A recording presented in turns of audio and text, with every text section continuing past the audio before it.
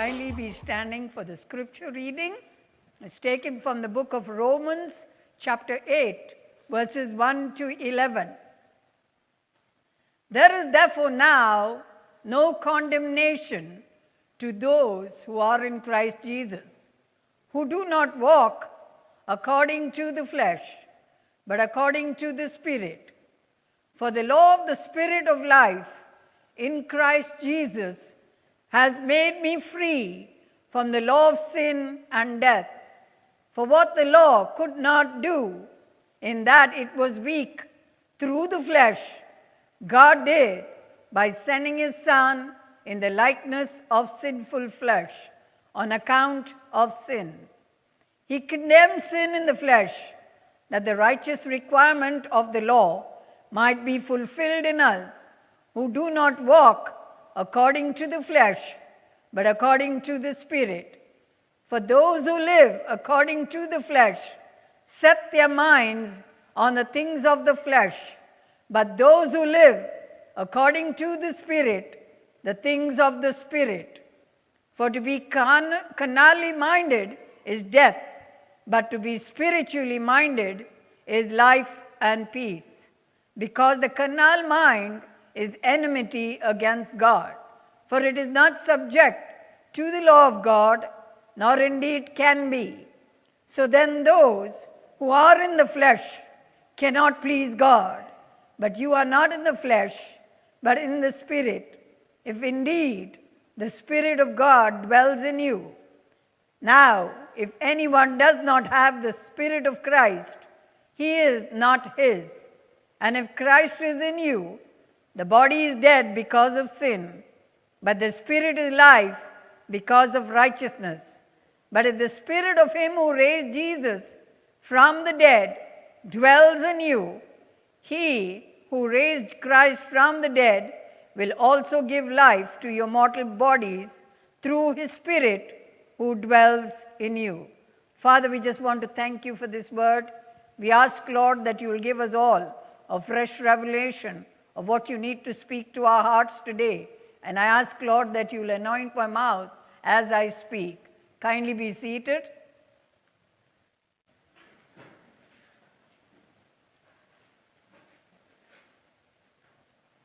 As Christians, we need to allow the Lord to convict us so that he can accomplish his purpose in our lives. The Apostle Paul, under the inspiration of the Holy Spirit, writes to the church in Rome about two different lifestyles. One, which is led by the Spirit, the other, which is led by our fleshly desires. If we do not understand the difference between these two, we will be doing the wrong things and yet think that we are doing the right things. One lifestyle pleases God, the other does not. The Bible tells us to live rightly before God, which means be led by the Spirit. We should surrender our worldly lifestyle and take on the new life in Christ. The life that is not pleasing to God is the life that operates in the flesh. You know, when we receive baptism, the old self is left behind and you come out a new man. But that is done only after you accept Jesus as your Lord and Savior, which means something has happened in you where you say, what I was, I do not want to continue in that way. I want to live differently now. I want to please God. And when you make up your mind that you will do nothing else except please God, you leave your old self in the baptism waters and come out a new man. You cannot say you want to continue in the old self, because if you continue what you were doing before, you cannot say that you have been saved. When you accept Jesus as your Lord and your Savior, everyone loves to accept Jesus as their Savior because they want to go to heaven. They want eternal life. But Jesus wants to be the Lord of your life. That means any page you open of your life, you are telling the Lord, I have nothing to hide. My book, my life is an open book. You can flip through any pages. What I used to do before, I no longer do that. I want to follow you 100%.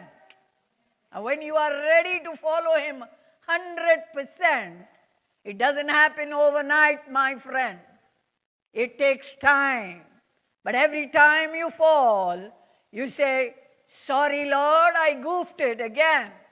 And run back to Him, and you will find that your lifestyle changes. It takes time, but you got to continue. You got to persevere. Without perseverance, you will be behind or maybe in a worse state than you were before. So always try to move forward. Don't look back.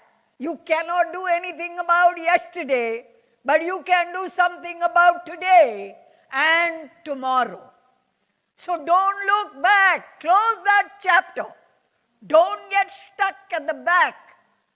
Close it for good and tell the Lord, today onwards, Lord, today. When you say today, just put a date for it. Because when you say today, some people love to say tomorrow. Well, you can keep saying tomorrow because tomorrow does not have a date. But if you put a date, that tomorrow means something for you. And I tell you, the Lord is waiting. If you're stuck somewhere, ask the Holy Spirit for help. He will give you help. You cannot do anything without the help of the Holy Spirit. You need the Holy Spirit. So ask the Holy Spirit for help. So I will discuss this 1 to 11. First one is not to die, but have abundant life. Romans 8, 1 to 2. The second one, after the flesh or after the spirit, Romans 8, 3 to 4. And the third, carnally minded or spiritually minded, verses 5 to 6. The next slide. Hostile to God or pleasing to Him, verses 7 to 8. And spiritually alive or dead in sin, verses 9 to 10. Is His Spirit dwelling in you? We'll deal with it in this way. So, if suppose you are on the death row and they tell you not guilty, go free, what would it mean to you? You would say, wow. And that's what Jesus is telling you. I paid the price for you. You have nothing to fear. You can go scot-free. All you have to do is repent and accept the sacrifice that I did. I paid the penalty. You have nothing to do, just to say, Lord, I accept it, and move on. I'm sure that's not difficult. Without Jesus, we would have had no hope. But thanks be to God, He has declared us not guilty and offered us freedom from sin and power to do His will. Now, in the Spirit means Christ dwells in us and we operate with His Holy Spirit guiding our lives. We will not be perfect till the Lord comes to take us home. To please Him becomes our priority when we accept the Lord as our Savior. When we fail, we repent and run back into His arms. In the flesh means you're living by worldly standards. Fleshly desires take over. Let me tell you, every time you are human, the flesh wants to dominate the spirit, and you have to tell the spirit, if you want the spirit to dominate you, then you got to spend time in the Word of God. You got to pray. Otherwise, the flesh takes over and wants you to do what's pleasing to the flesh. And when you do things that are pleasing to the flesh, you know that you are not pleasing God. And when you don't please God and you sin, the wages of sin is death. And God gives you the free gift. It's grace. It's nothing more. So, when we say we are operating in the flesh, means that we are saying it's all about me, what I can get into it. Lord, I don't need you to tell me what I need. I know it all. But I tell you, you need the power of the Holy Spirit. You cannot go on living the way you were living. When you have an encounter with Jesus, what you were doing before should be set aside. And now that you know Jesus, you want to do things that are pleasing unto Him. When the Lord Jesus came on this earth, He never did things to please Him. He did things, He had a business to do, His God's business, His Father's business. And we are all here to do His business. Like they said, we are here to move the gospel forward. The Great Commission is given to everyone. But sometimes we are so comfortable sitting where we are, thinking that is someone else's job. But I tell you, God calls each one of us and says, go and make disciples. He wants us all to not sit back and relax. She said, we must win Kuwait. We must win the Middle East. How can it be? Unless you can't go, you give finances so that others can go. You can pray. You can do many things so that the Lord's kingdom is only moving. Move it. He speaks to us always. Are we listening to Him? Are we doing things that He wants us to do? Many Christians live the same way that they were before. And they say, we can't help it. I say, you can't help it. But the Holy Spirit wants to help it. So will you just call for help? Well, you know, when you are in trouble, you call 911. Well, I don't know the number here in Kuwait, okay? I hear the number 911, okay? So why is the 911 there if you don't want to call? Well, the Spirit, you don't even have to take a phone to dial. You just say, help me. He's there. Right inside of you. He's willing to help you, but we are not willing to call. Will you call? And when you call, He answers. You will get answers to your prayer when you call. The law, Jesus came to tell us, before in the Old Testament it was eye for an eye, tooth for a tooth. But Jesus came to say, if you are slapped on one, give the other. If they take your cloak, give your tunic as well. What does it mean? Love the Lord your God with all your heart, with all your mind, with all your strength, and love your neighbor as yourself. So who is my neighbor is the next question. Anyone who is in need is your neighbor. So if there's someone crying out that they haven't heard the gospel, he is your neighbor. Go. Go. After the flesh or after the spirit?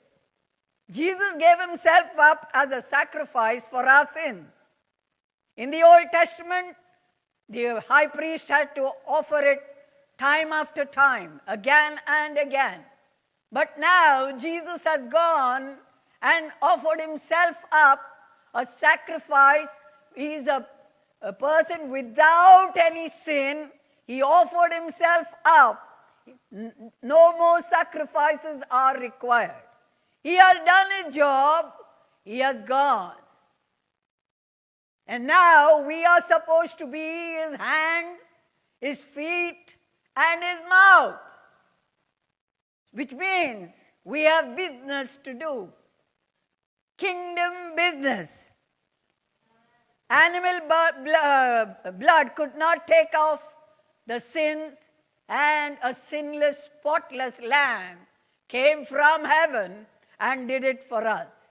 The Apostle Paul is talking about a lifestyle also, where God is first. Because without that, if you put God second, then we can say clearly that your flesh is dominating you. When you put God first, God's business first, it will always be that you are wanting to do the things that God wants each one of us to do. You will hear also, he's clearly talking about sexual sin. He's also including in the flesh idolatry, hatred, wrath, strife, heresies, occult, anything that's not of God. He's telling you, don't let your flesh dominate. No one is perfect. No one is perfect. The Bible clearly tells us all have fallen short of the glory of God. But we can make an effort to change. Make a daily effort to change. So ask yourself, am I walking after the flesh or am I walking in the Spirit? You will know. When you ask yourself that question, you have to examine yourself to make sure that what you are doing is not of the flesh, but of the Spirit. If you're walking after the Spirit, you don't respond to the hunger of your stomach or your fleshly desire. Could be anything, okay? For the law was powerless to do because it was weakened by the flesh. God did by sending his Son, Jesus. He did it all. But because he was sinless, he was obedient. He could have told the Heavenly Father, I don't want to die such a painful death, Dad. Khalas, I'm going back. I'm coming back. I cannot do it. These people are all insulting me. These people are all talking bad about me. They are all wanting to kill me. But he came because he loved you and me. So how much should we love him? He did everything that needs to be done. So what we all need to do is make sure our flesh doesn't take over. That's all. Where do you stand? When you ask yourself this, you'll know exactly. Jesus walked after the Spirit, and if we say we are Christian, then we need to walk in the Spirit as well. He was tempted just like you and me, but he did not sin. Which means we too have to do that. Try. I tell you, when you reach a stage, you see, first you are always tempted. Temptation, whatever is in your mind, capture it first. The thought comes, I want to do wrong. Capture it. And when you capture it, you will not want to do that. Don't get into circumstances which will lead you to sin. When you know, if I go there, I'm going to do wrong, run away from there. Don't even walk away. Run away. And when you run away, that thought comes, first ask for help also.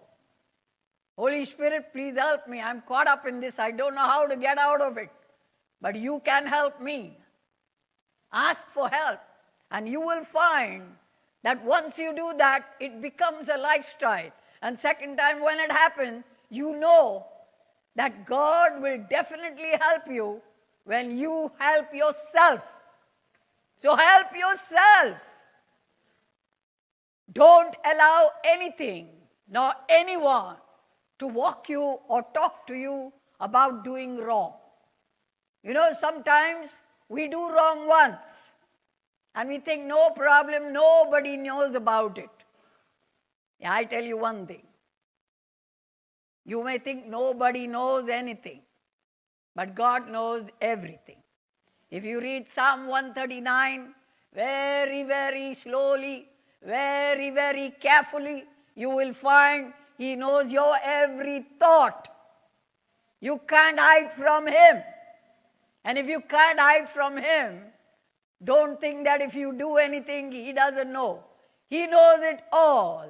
You know, in the Garden of Eden, you could hear, I'm sure God would have been laughing. Because they sinned. What were they doing? Taking fig leaves together and closing up the shade. And God would have been saying, here are these guys. I made them. And look what they're doing now. Huh? And then He comes into the garden. Where are you, Adam? Well, I'm hiding. Why are you hiding? I'm naked. Who told you? Did you do wrong? Yes. See, one day everything is going to be exposed. So might as well say sorry now. Have you thought about it? If Adam had said sorry, we would not have gone through all these problems maybe. But sometimes we love to say, that one did it, this one did it. What did Adam say? This woman whom you put here. He blamed God as well. This woman whom you put, she gave me and I ate. And when he asked Eve, well, the serpent gave it to me. We all love to say that one and this one. Not me. I'm always good. I'm 100% fine. But that one, this one is everyone who takes me into and gets me into trouble. But I'm sure if you get down on your knees and say, sorry, Lord, I missed the mark, He will help you. So today, don't look to see who you can blame. Don't be carnal-minded, spiritual-minded. You can only be spiritual-minded if you spend your time in the Word of God. There's no other way. Spend your time talking to God. He waits to hear from you. If you think there is something you need to confess, just run to God. Don't waste time. Are you hostile to God or pleasing to Him? Remember the book of the law, the 10 Commandments. When we came to know the law, it led to death. Why? Because we knew what is sin. But Jesus in the New Testament has given us grace. Even if you've done something wrong, He has paid the penalty. He just wants to lift you up and say, no problems, come. But come, repent and come. So why are you waiting? When you sin, what did the evil one tell Eve? You will not die. I tell you, when we sin, none of us will die, but we will die spiritually. And the more we go on, the more we become hard-hearted. It becomes a stronghold in us. And then what happens? Then we don't know what is right and what is wrong. Because all that's wrong looks right to us. God is telling us, God is telling us,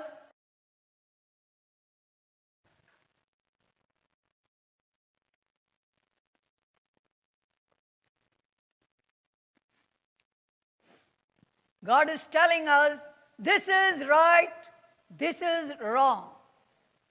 So don't say what's wrong is right and say what's right is wrong.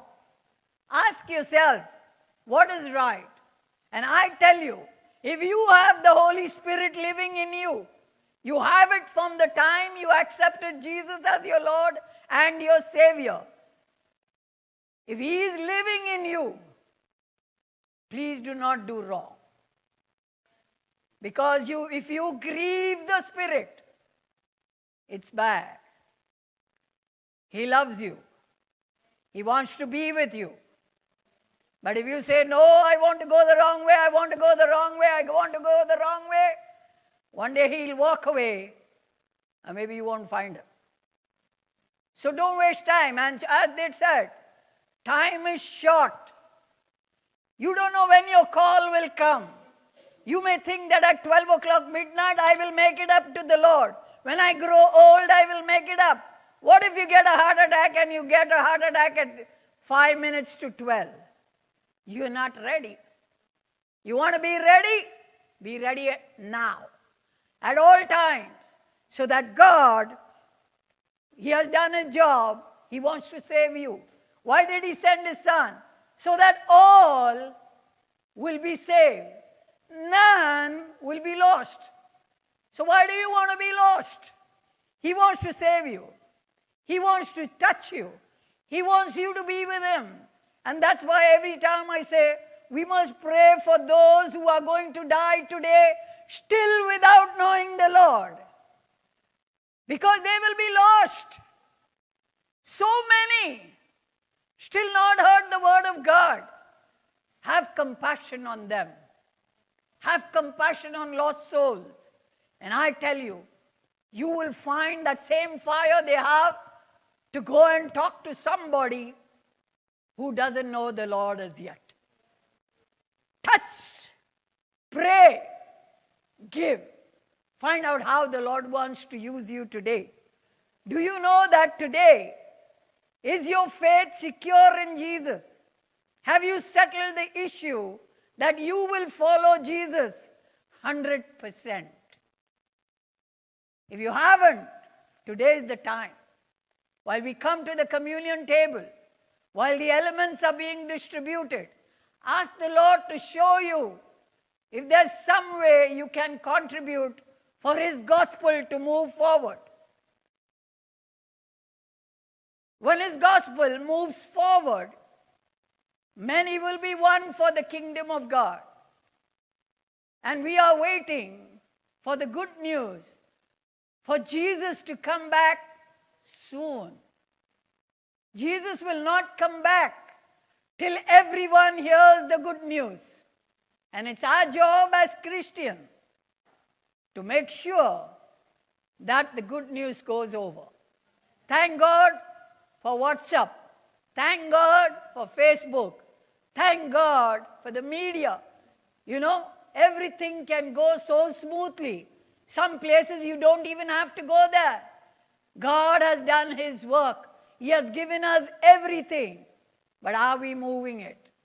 Sometimes you hear people when you send messages in the morning, don't send me messages, please. It blocks my phone. Good if it blocks your phone. At least read it. Because maybe that's the only message you are hearing that day. God wants to speak to you. God wants to touch you. Will you say, yes, Lord, I am willing to hear. Yes, Lord, I want to hear. Yes, Lord, use me. Yes, Lord, forgive me for sleeping all these days. And now I want to wake up. Amen.